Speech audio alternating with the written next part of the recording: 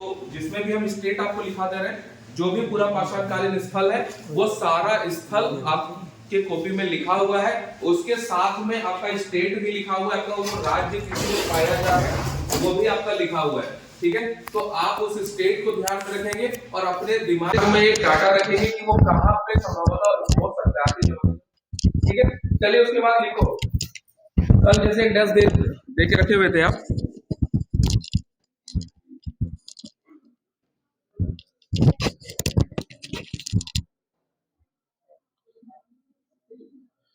लिखेंगे पूरा पाषाण काल में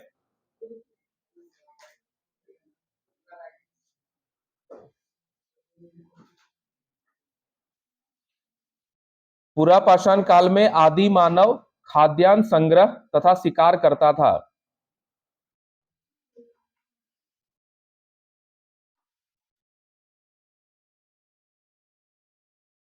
खाद्यान्न संग्रह तथा शिकार करता था, पूर्ण विराम।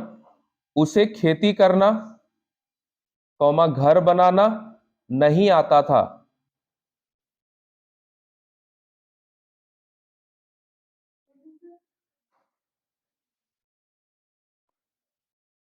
खेती करना, घर बनाना नहीं आता था, पूर्ण विराम।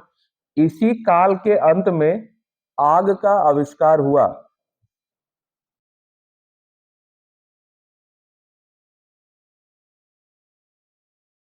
अंत में आग का आविष्कार हुआ, पूर्ण विराम। इसका अर्थ आग के प्रयोग से है।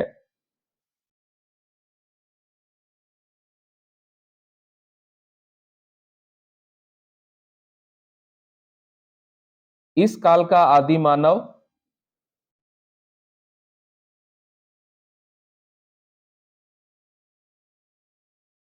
गुफा में चित्रकारी भी करता था।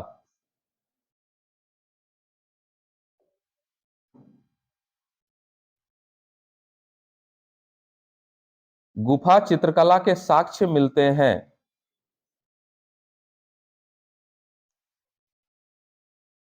गुफा चित्रकला के साक्ष्य मिलते हैं। छोटा सा डैश देके नीचे लिखेंगे, कहां कहां से मिले हैं वो लिखना है।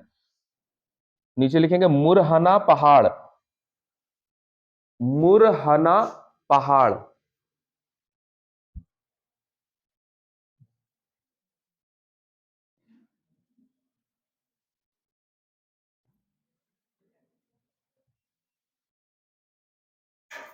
मुरहना पहाड़। ठीक है, कॉमा देके लिखेंगे। इसमें ब्रैकेट, मुरहना पहाड़ का ब्रैकेट में करेंगे बेलन घाटी।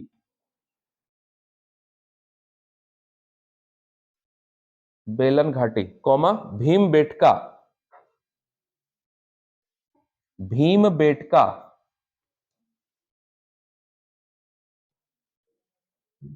भीम बेटका मध्य प्रदेश में है, कल हम लोग इसको देखे थे। भीम बेटका, कॉमा देके लिखेंगे आदमगढ़।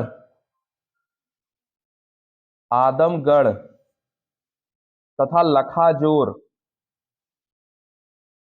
लखाजोर, भीमबेटका, आदमगढ़ और लखाजोर तीनों मध्य प्रदेश में है, तो ब्रैकेट में लिख लेंगे मध्य प्रदेश। लिख लेंगे मध्य प्रदेश, कॉमा हजारीबाग।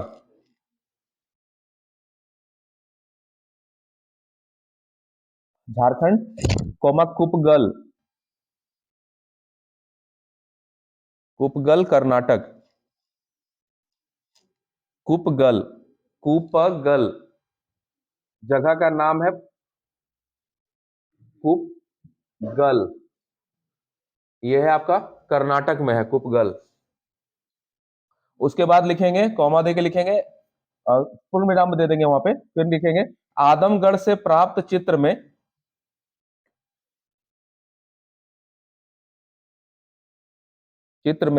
गेंडे का शिकार करते दिखाया गया है। आदमगढ़ से प्राप्त चित्र में गेंडे का शिकार करते दिखाया गया है, पूर्ण विराम।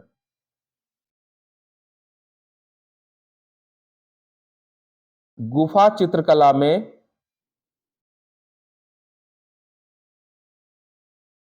गुफा चित्रकला में 4 रंगों का प्रयोग किया गया है।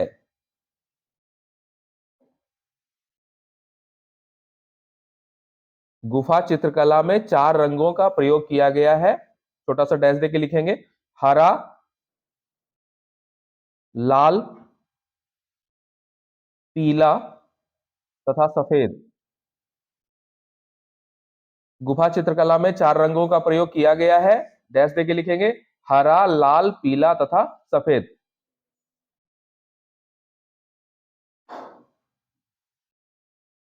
ठीक है, तो उसमें आप देखेंगे कि ये लोग जो आदि मानव होते थे, तो आदि मानवों का जो निवास भारतीय क्षेत्र में हो रहा था, जो आदि मानव रह रहे थे, तो उन लोगों को आपने जो लिखा है कि इनको खेती करना नहीं आता था, इनको घर बनाना नहीं आता था। ठीक है, तो जब खेती करना नहीं आता है तो भोजन कैसे, क्योंकि खेती कर रहे हैं हमारे साइड में लोग, जब खेती करते हैं तो वो अपनी जमीनों पे अनाज उपजाते हैं, फल सब्जियां जो भी चीजें होती है वहां से उनका पेट भरता है। लेकिन जब आदि मानव पूरा पाषाण काल में खेती नहीं करते हैं तो भोजन कैसे करते थे?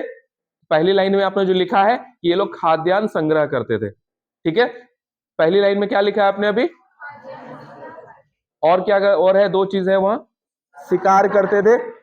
तो जब शिकार कर रहे हैं और खाद्यान्न संग्रह कर रहे हैं, इसका मतलब है कि वो लोग ऐसा इसलिए कर रहे हैं क्योंकि वो खेती नहीं करना जानते थे, उनको खेती करना नहीं आता था, वो कृषि कार्य नहीं जानते थे। तो जब कृषि कार्य नहीं जानते थे, खेती करना नहीं जानते थे, तो उस कंडीशन में पेट कैसे भरता था? तो शिकार करते थे और खाद्यान्नों का संग्रह करते थे। क्लियर है? दूसरी चीज है कि इनको घर बनाना नहीं आता था। तो घर बनाना जब नहीं आता था तो कहीं तो रहते होंगे, बहुत तेज बारिश होती होगी, बहुत अधिक ठंड पड़ती होगी, तो कहीं तो ये लोग निवास करते होंगे, कहीं तो अपना जीवन सुरक्षित रखते होंगे। तो कहां रहते थे ये लोग? प्राकृतिक गुफाओं में रहते थे। ठीक है, तो 2 चीज है, एक तो खेती करना नहीं आता था, तो दोनों चीजें आपस में जुड़ी हुई हैं, रिलेटिवली दोनों आपस में कनेक्टेड है। खेती करना नहीं आता था, कृषि कार्य करना नहीं आता था, इसीलिए ये लोग शिकार और संग्रह करते थे। इनको घर बनाना नहीं आता था, इसीलिए ये लोग गुफाओं में रहते थे। क्लियर है? और गुफा में जब रहते थे तो गुफाओं में रहने में अच्छा खासा समय इनका गुफाओं के अंदर जाता होगा, तो इन लोगों ने एक काम और किया कि गुफा के अंदर चित्रकारी करी। इन लोगों ने चित्रकारी की। चित्रकारी किस चीज का की? तो मैक्सिमम जो चित्र मिले हैं वो गेंडे का शिकार करते हुए दिखाया गया है। तो गेंडा एक जानवर है, आप जानते हैं। तो गेंडे का शिकार करते हुए इन लोगों ने एक चित्र बनाए, बहुत सारे चित्र ऐसे बनाए गए हैं जिसमें से जो प्रमुख चित्र है वो गेंडे का शिकार करते हुए बनाया गया है। तो जब चित्रकारी हो रही है, तो जब भी पिक्चर आपने कहीं देखा होगा, पेंटिंग्स कहीं पे आपने देखी होगी, तो वहां पे आप देखेंगे कि इन लोगों ने कलरफुल पेंटिंग्स बनाई, क्योंकि पेंटिंग तो ब्लैक एंड व्हाइट भी हो सकता है।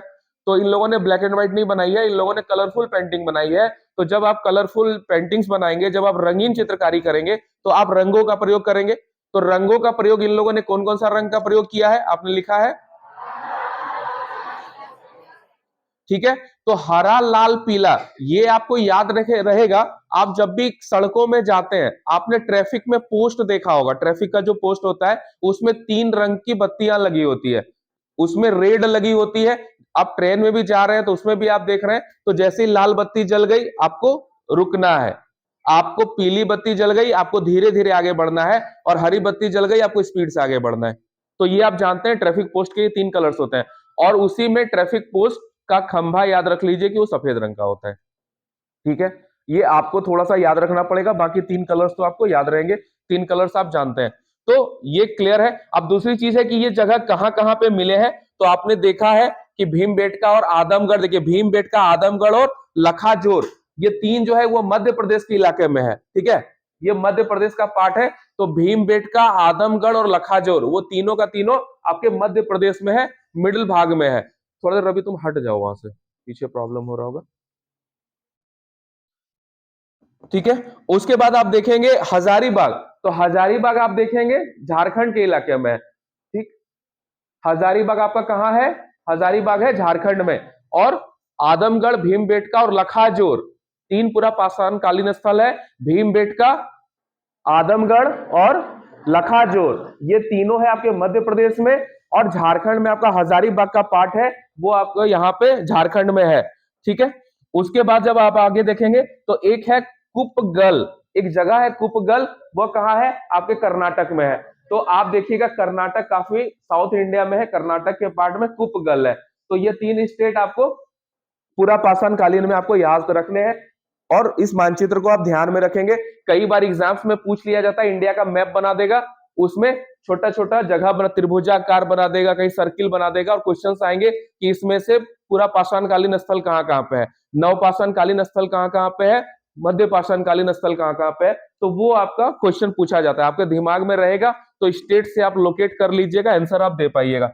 उसके बाद एक हेडलाइन नीचे बनाइएगा, मध्य पाषाण काल, मध्य पाषाण काल।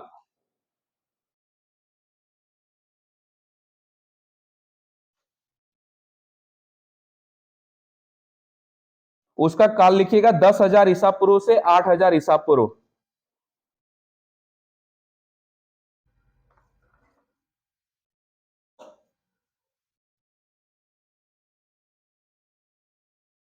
मध्य पाषाण काल 10,000 ईसा पूर्व से 8,000 ईसा पूर्व।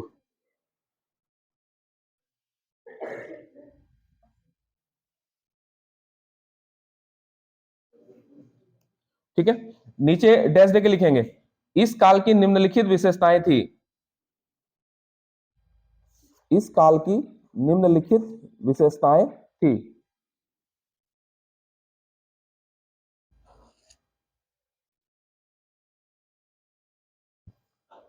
इसी काल में मानव पशुपालन, पहला लिखेंगे, इसी काल में मानव पशुपालन सीखता है।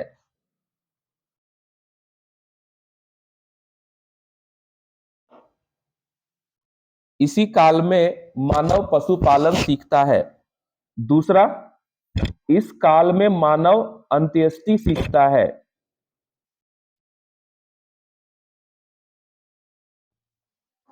इसी काल में मानव, इस काल में मानव अंत्येष्टि सीखता है।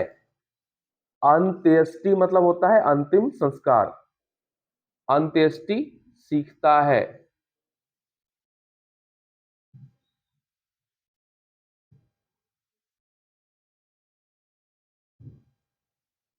अंत्येष्टि, ठीक है, इस काल में मानव अंत्येष्टि सीखता है। तीसरा लिखेंगे, इस काल से प्राप्त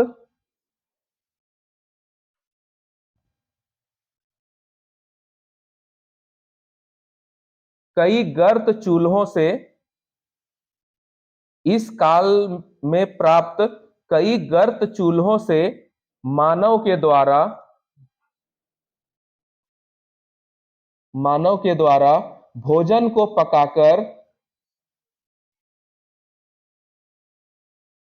खाने की परंपरा नजर आती है।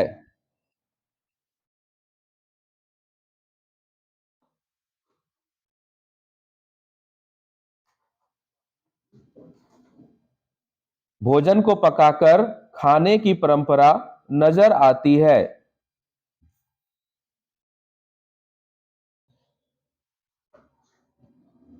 ठीक है, रिपीट इसको कर देना तीनों को। इसी काल में मानव पशुपालन सीखता है, इस काल में मानव अंत्येष्टि सीखता है, इस काल में प्राप्त कई गर्त चूल्हों से मानव के द्वारा भोजन को पकाकर खाने की परंपरा नजर आती है। ठीक है, तो देखिए 3 चीजें इस काल की विशेषता है। जो मध्य पाषाण काल है, कब से कब तक है, कालखंड 10,000 ईसा पूर्व से 8,000 ईसा पूर्व है। ठीक है, अब आपने देखा था कि पूरा पाषाण काल में इन लोगों ने क्या किया, तो पूरा पाषाण काल के अंतिम भाग में जाके इन लोगों ने आग का आविष्कार किया। तो जैसे इन लोगों ने आग का आविष्कार किया, इन लोगों ने आग को जलाना सीखा, आग जलाने की प्रक्रिया इनको समझ में आ गई, आग बुझाने की प्रक्रिया इनको समझ में आ गई, तो इनके जीवन में क्रांतिकारी परिवर्तन आ गए। क्रांतिकारी परिवर्तन क्या है कि जैसे इन लोगों ने आग का आविष्कार कर लिया, अब ये लोग ठंड के दिनों में अपने आप को गर्म रख सकते थे, ये लोग जंगली जानवरों से अपनी सुरक्षा कर सकते थे, ये लोग भोजन अब पका के खाना सीख गए, और धीरे धीरे यहीं से इनके जीवन में क्रांतिकारी परिवर्तन हुए, इनके जीवन में कुछ महत्वपूर्ण बदलाव हुए। और वही बदलाव इनका है कि, और जैसे ये लोग एक जगह पे रहने लग गए, और ये लोग भोजन को पकाकर खाने लग गए। तो भोजन को पकाकर खाने के बाद जो चीजें बच जाती थी, जो इनका आप जूठन समझ लीजिए या कुछ भी, तो वो इनका बचता था, उसको ये घर के बाहर फेंक देते थे। तो जैसे ही घर के बाहर इनकी चीजें फेंकी हुई होती थी, तो जंगल से निकलकर कुछ जीव इनके आश्रय स्थलों तक आने लगे। तो इनके आश्रय स्थलों तक जो आने वाला सबसे बड़ा पहला जीव था, वो आप जान रहे हैं कि वो कुत्ता था। सबसे पहले कुत्ता इनके बीच में आया, और धीरे धीरे इनको, अभी तक ये लोग क्या था, ये हर जानवर से ये लोग डरते थे। जो भी आदि मानव थे उनको लगता था कि जो भी जीव है, क्योंकि तब तक इनका सामना हमेशा ही जंगली जानवरों से हुआ था, नरभक्षी जानवरों से हुआ था, तो इनके मन में जानवरों के प्रति एक डर बैठी हुई थी, एक डर इनके मन में समाया हुआ था, और जिसके कारण से ये लोग हर जानवर से भयभीत रहते थे। लेकिन जब ये अपने आश्रय स्थलों से रहने लग गए और अग्नि का प्रयोग करने लग गए, तो अब इनको समझ में आई कि जो जंगली जानवर थे वो तो इनके आश्रय स्थलों तक नहीं आते थे, लेकिन कुछ ऐसे जीव हैं जो इनके आश्रय स्थलों तक आ रहे हैं, इनके रहने वाले स्थानों तक पहुंच रहे हैं। तो इस बात से उन जीवों को देख के इनको समझ में आया कि ये जीव हमारे फायदे के हैं, और ऐसे जो जीव इन तक आए, सबसे पहले आने वाला कुत्ता है। अब धीरे धीरे आप समझ सकते हैं कि जो भी शाकाहारी जीव, जिसको हम लोग अपने घरों में रखते हैं, अपने प्रयोग के लिए हम लोग उस जीव को अपने घर में आश्रय देते हैं, वैसे सारे जीव धीरे धीरे करके इनके तक आने लग गए। धीरे पहले कुत्ता आया होगा, उसके बाद हो सकता है गाय टाइप के कोई जीव आई हो, उसके बाद भैंस टाइप के कोई जीव आए हो, फिर धीरे धीरे बकरियां आई होंगी, फिर मुर्गे मुर्गियां आई होंगी। तो इससे क्या हो गया, जब इतने सारे जीव इनके संपर्क में आने लग गए, तो वहां से इनको एक नई चीज समझ में आई, और वो चीज थी पशुपालन। जो आपने पहली लाइन में लिखा है कि मध्य पाषाण काल के जो आदि मानव थे, इन लोगों ने पशुपालन सीखा। तो इनको समझ में आ गया कि जंगल में जो ये जानवर रह रहे हैं, तो इन जानवरों को अपने तक कैसे आकर्षित किया जाना चाहिए और किन जानवरों को अपने तक आकर्षित करना चाहिए। आप सांप को तो पालतू नहीं बनाएंगे, आप शेर बाघ को पालतू नहीं बनाते, सर्कसों में यूज हो अलग मसला है, लेकिन लोग घरों में इनको पालतू नहीं बनाते। तो पालतू जब आपको बनाने की बारी आती है, आप गाय को बनाते हैं, बकरी को बनाते हैं, मुर्गे मुर्गियों को बनाते हैं, भेड़ को बनाते हैं। तो इससे अलग अलग जगह में जहां जहां लोग रह रहे थे, लोग यदि पहाड़ी इलाकों में रह रहे थे, वहां पे इन लोगों ने बकरियों को पालतू बनाया। लोग ठंडे प्रदेशों में रह रहे थे, तो इन लोगों ने भेड़ को पालतू बनाया। क्यों बनाया? क्योंकि आप जानते हैं कि जो पहाड़ी इलाके होते हैं वो बड़ा दुर्गम इलाका होता है, खाने पीने की चीजें वहां बहुत कम मिल पाती है, और बकरियों की खासियत क्या है कि वो बहुत कम ही चारे में अपना जीवन यापन कर लेती है। पहाड़ों के ऊपर की जो परिस्थितियां होती है, जो विकट परिस्थितियां होती है, वहां पे बकरियां आराम से सरवाइव कर जाती है। उसी प्रकार से जो ठंडे प्रदेश होते हैं, वहां आप जानते हैं कि याक और आपका भेड़, तो इनसे, याक से लोग दूध भी प्राप्त करते हैं, और उनको सवारी वाहन के रूप में भी ये लोग प्रयोग करते हैं। तो ठंडे प्रदेशों में लोगों ने याक को पालतू बनाया। जहां बहुत अधिक ठंड पड़ रही है, तो आप जानते हैं कि भेड़ से ऊन निकाला जाता है, तो वैसे जगहों में इन लोगों ने भेड़ को पालतू बनाया। तो इससे इन लोगों को बहुत सारा फायदा होता चला गया, और साथ में इनको कहीं किसी जीव से दूध प्राप्त हो रहा है, किसी जीव से इनको अपने शरीर को गर्म रखने के लिए ऊन प्राप्त हो रहा है, किसी जीव से इनको मांस प्राप्त हो रहा है, किसी जीव से इनको अंडे प्राप्त हो रहे हैं। मतलब कि इनका बहुत सारा काम इनका उन जीवों से होना स्टार्ट कर दिया। तो इन लोगों ने पशुपालन सीख लिया। तो किस काल में इन लोगों ने पशुपालन सीखा? मध्य पाषाण। Very good. उसके बाद देखिए एक चीज और होगी कि जब ये लोग एक जगह रहने लगे, क्योंकि जब आप पशुपालन करेंगे तो एक लंबे समय तक आपको उनके साथ रहना होगा, जब तक एक उस जीव का चारा उस लोकेलिटी में अवेलेबल हो, तब तक आप उसके साथ बने रहेंगे। तो एक साथ जब बने रहते थे, तो धीरे धीरे इन लोगों ने आग का आविष्कार कर ही लिया था। अब इनमें आपसी संवेदनाओं का जन्म हो गया, एक परिवार टाइप के कंसेप्ट इनके अंदर आ गए। तो उसमें जब मृत्यु होती थी, तो पहले जो होता था, पूरा पाषाण काल में हम लोग देखते हैं कि जब किसी व्यक्ति की मृत्यु होती थी, तो उन लोगों को ऐसे ही छोड़ दिया जाता था। उनको ऐसे ही कहीं छोड़ के फिर ये लोग दूसरे साइड निकल जाते थे, क्योंकि शिकार करना था और संग्रह करना था, तो एक जगह ये लोग टिकते नहीं थे। लेकिन अब क्या हुआ कि अब इन लोगों को एक जगह पे टिकना स्टार्ट करना पड़ा। तो अब ये लोग अपने जो मृत लोग होते थे, उन लोगों के शवों का अंतिम संस्कार करना ये लोग सीख गए। अपने जो भी रिलेटिव्स रहे होंगे उस समय के, या फिर जो भी इनकी अपनी प्रक्रिया रही होगी, तो उनका ये लोग अंत्येष्टि करने लग गए, ये लोग उनका अंतिम संस्कार करने लग गए। तो ये एक नई चीज है जो मध्य पाषाण काल में आई। तो प्रश्न पूछा जाता है कि अंत्येष्टि संस्कार आदि मानवों ने किस काल में सीखा? तो किस काल में सीखा? मध्य पाषाण काल। Very good. उसके बाद देखिए आपने उसमें देखा है कि कई गर्त चूल्हे मिले। तो गर्त चूल्हा क्या होता है? गर्त चूल्हा होता है जो गड्ढे में चूल्हे बनाए गए रहते हैं। तो इसलिए बनाया जाता रहा होगा क्योंकि ये लोग हो सकता है कि आग को ये लोग बचाने का प्रयास करते हो, या फिर कहीं छिप के ये लोग खाना बनाते हो, कुछ भी ऐसा हो। तो एक विशेष प्रकार का चूल्हा होता था जो गड्ढे में बनाया जाता था, और ऐसे बहुत सारे चूल्हे मिले, कहाँ कहाँ मिले हैं अभी उसको हम लोग चर्चा करेंगे। तो चूल्हा अगर इनको मिला है वहां से, तो ये बात तो समझ में आ गई कि ये लोग अब चूल्हे पर खाना पकाकर खाना सीख गए। ये तो क्लियर है। पहले ऐसे ही कहीं पे कुछ करते होंगे, लेकिन चूल्हे का प्रयोग करने का मतलब ये है कि डेवलपमेंट होना स्टार्ट हो गया था, और चूल्हे का प्रयोग करने का मतलब है कि अब ये लोग एक जगह रहना शुरू कर दिए थे। तो ऐसे बहुत सारे गर्तावास मिले हैं। अब उसके बाद आप नीचे एक डैश देके लिखेंगे, इस काल से संबंधित स्थल इस प्रकार है। इस काल से संबंधित स्थल इस प्रकार है।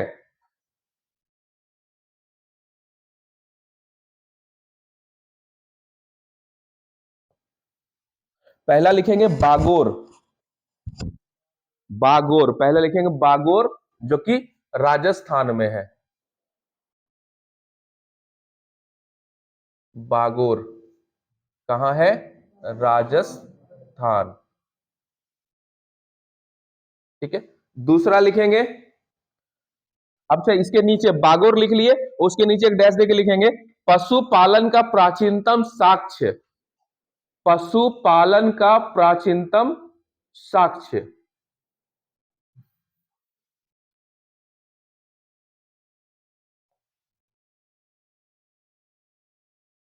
पशुपालन का प्राचीनतम साक्ष्य, ब्रैकेट क्लोज कर देंगे। दूसरा नंबर में लिखेंगे आदमगढ़। आदमगढ़ मध्य प्रदेश। आदमगढ़ मध्य प्रदेश।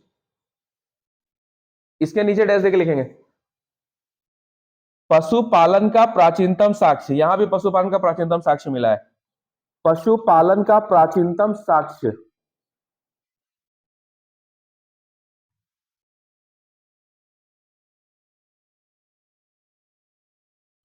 तीसरा लिखेंगे लंग राज। लंग राज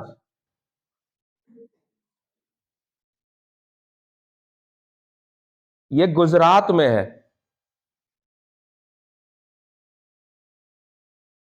गुजरात।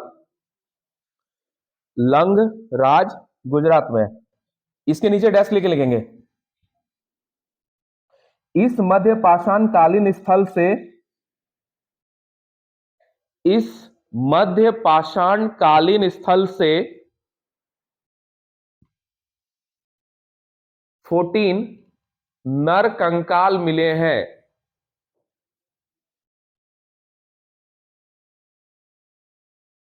14 नर कंकाल लंगराज गुजरात में है। इस मध्य पाषाण कालीन स्थल से 14 नर कंकाल मिले हैं। उसके नीचे चौथा नंबर में लिखेंगे मुरहना पहाड़। मुरहना पहाड़।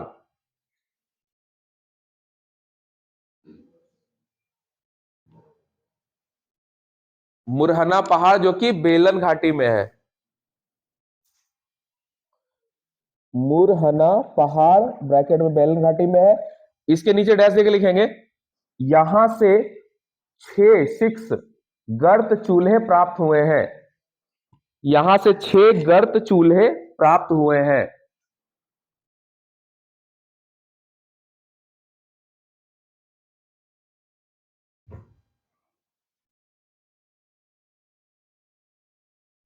उसके बाद पांचवा नंबर पे लिखेंगे लेह सहिया।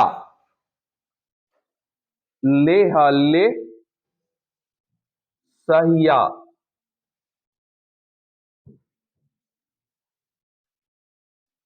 ले सहिया। ले सहिया जगह का नाम है। ब्रैकेट में इसको लिखेंगे मिर्जापुर उत्तर प्रदेश। मिर्जापुर उत्तर प्रदेश। ठीक है, लिख लिए। इसके नीचे डैश के लिखेंगे यहां से 17 यहां से 17 नर कंकाल प्राप्त हुए हैं।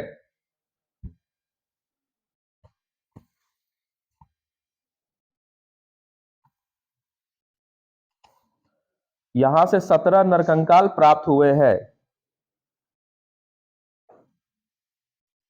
छठा नंबर में लिखेंगे, 6 में लिखेंगे चौपानी मांडो। चौपानी मांडो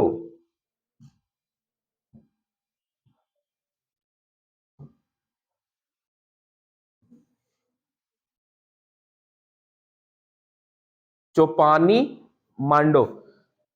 ब्रैकेट में लिखेंगे मिर्जापुर उत्तर प्रदेश। मिर्जापुर उत्तर प्रदेश।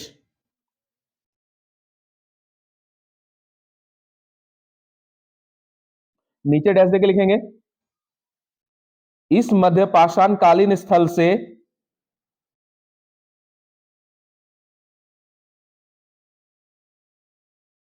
पाषाणकालीन स्थल से झोपड़ी के प्रमाण मिले हैं।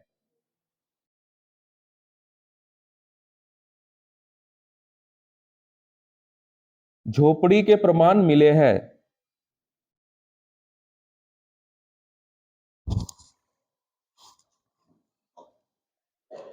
ठीक है। 7वां नंबर में लिखेंगे महदहा। महदहा। महदहा। महदहा। ब्रैकेट में लिखेंगे प्रतापगढ़ उत्तर प्रदेश।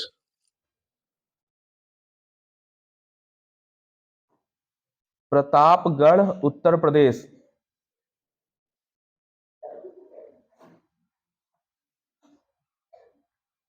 नीचे डैश के लिखेंगे यहां से 41 नर कंकाल प्राप्त हुए हैं। यहां से 41 नर कंकाल प्राप्त हुए हैं। 41 महदहा प्रतापगढ़ उत्तर प्रदेश, यहां से 41 नर कंकाल प्राप्त हुए हैं। 8वां नंबर में लिखेंगे सराय नाहर राय। सराय नाहर राय।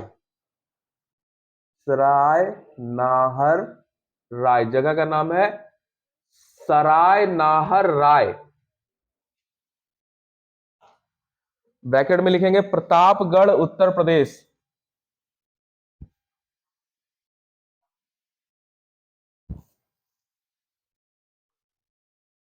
नीचे डैश के लिखेंगे यहां से 14 नरकंकाल, यहां से 14 नरकंकाल तथा 8 गर्त चूल्हे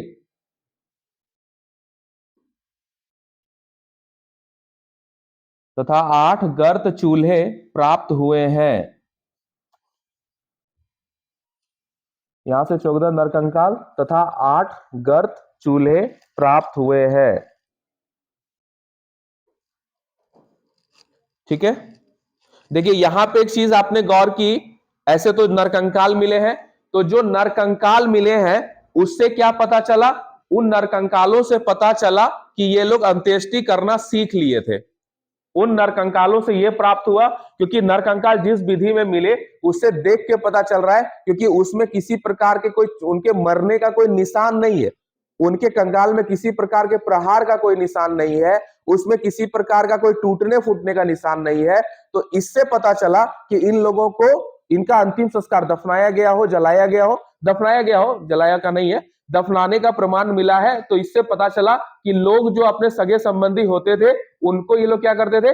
उनको दफनाते थे, उनका अंतिम संस्कार करते थे। तो ये क्लियर है। दूसरी जो चीज मिली है, जो सबसे अधिक मात्रा में मिली है, वो मिले हैं 8 गर्त चूल्हे। तो एक तो कंकाल मिला, कंकाल मिलने से ये पता चला कि ये लोग अंत्येष्टि करना सीख गए थे, अंतिम संस्कार करना सीख गए थे। जो गर्त चूल्हे मिले हैं, तो गर्त